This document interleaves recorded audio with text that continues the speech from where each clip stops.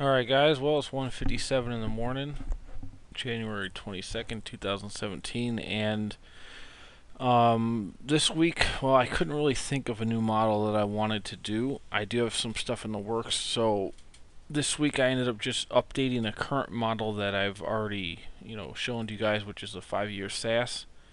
What I've done though is I've added up to 4 pricing tiers. As you can see in the monthly, we now have subscriber level 1, 2, 3, and 4, as well as a consolidated summary of the subs and the revenue for each type.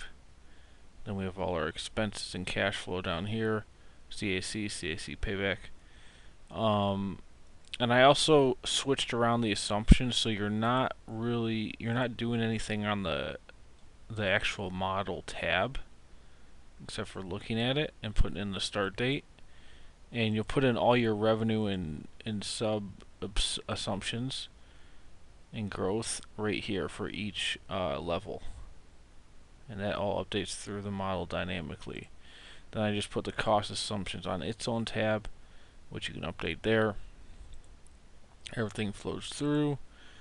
Updated a little bit of the visuals with how the look and feel of a couple of the charts. We've got, this is a nice one showing ending MRR by pricing tier. Then we've got our total revenue, EBITDA, gross margins, CAC dollar, which is customer acquisition cost, and months to pay back. And this will change based on however you put your assumptions. We have the 5-year summary of all the pricing levels, consolidated, and then the gross margins, expenses, EBITDA, cash flows. So one thing, let's just like mess with it a little bit. So let's say year 3, or let's say pricing level 3. We're gonna start with 55. Oh, shoot, I'm in the locked one. Let me get into my non-locked one standby. Okay, there we go. So let's say pricing level 3, we're gonna start with 55 subs. Subscriber growth is gonna be super high, 50%.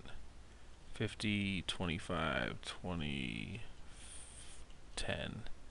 And then churn will be, let's make it kind of high too, so 15, 10, 8, 8, 5, and then monthly revenue per account, let's put it up to 66, 70, 85, 100, 125.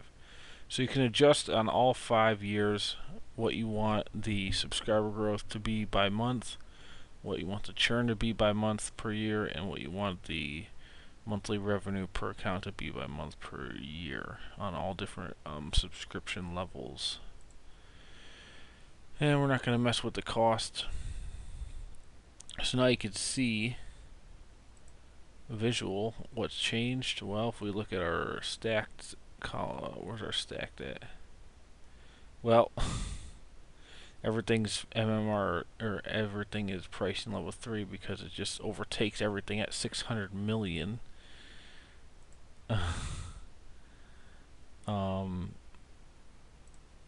can see the 5-year annual, $2 billion. Well, that's what happens when you have insane growth assumptions. Let's just put this back down to say 5, 5, 5, 4, 2,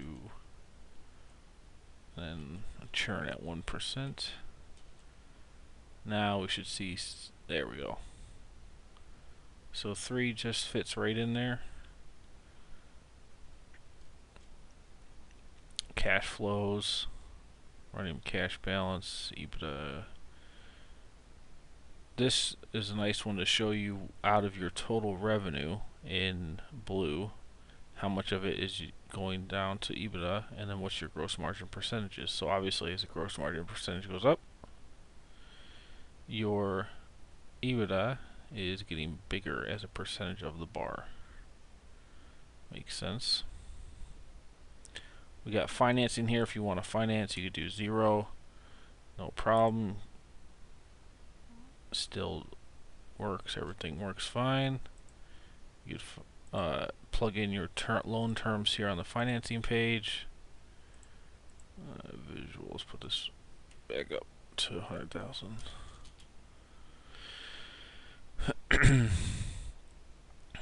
Here's our CSE payback calculation and the cost to customer. Again, the unique thing about this SaaS model over anything else I've ever seen, and this is why I did it, is because I thought of a unique way to do it, would be to make expenses as a percentage. Every expense category as a percentage of MRR, rather than just trying to plug in costs and scale that way.